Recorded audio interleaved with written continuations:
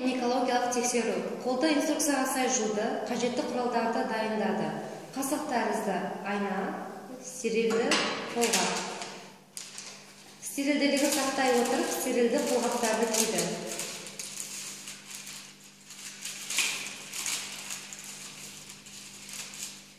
Сыртқы жыныс мүшелерін объективті қарап тексеру.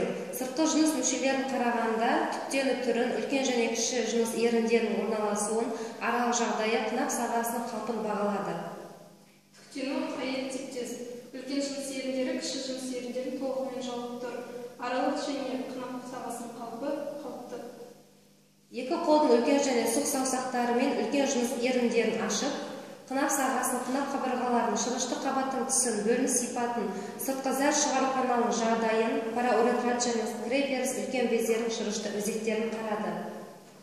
Қынап және қынап сағасының қабырғасының шырышты қабаттың түсі қалыпты. Патологиялық өзгерістер, бөліністер жоқ. Зәр шығару өзегі қалыпты, парауретраты және бартолин бездерінің орналасуы қалыпты. Ішкі жыныс мүшелерін айнада қарап тексеру. Сол қолдың үлкен және сұқ саусағымен жыныс еріндерін ашып, оң қолмен қасық тәрізді айнаны алдымен артқы айнаның бүйірімен кіргізді, төмен қарай бұрады және аралықты төмен тартты. Содан соң алдыңғы айнаны дәл осылай бүйірімен және жоғары көтерді. Айнада қынап қабырғасын және жатыр мойының қалпын бағалады.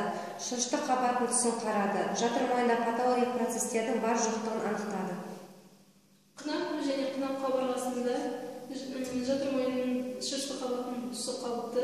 Жатыр мойнының сыртқы өзегі конус тәрізді. Жатыр мойны патологиялық өзгерістері және бөліністері жоқ. Қынаптан айналарды алдымен жоғарғы, содан соң төменгісін шығарды. Жатыр және жатыр қосалқыларын бимануальды пальпациялық тексеру. Сол қолдың үлкен және сұқ саусақтарымен үлкен жыныс еріндерін ашып, қынапқа оң қолдың екі саусағын енгізді. Екінші қолмен құрсақтың алдыңғы қабырғасы арқылы жатырды пальпациялап тексерді. Оның қалпын, консистенциясын, қозғалуын, ару сезімін анықтады. Жатыр антиверсио-флексио қалпында. Консистенциясы тығыз, пішіні ауыр тәрізді, қозғалмалы, ауырсынусыз.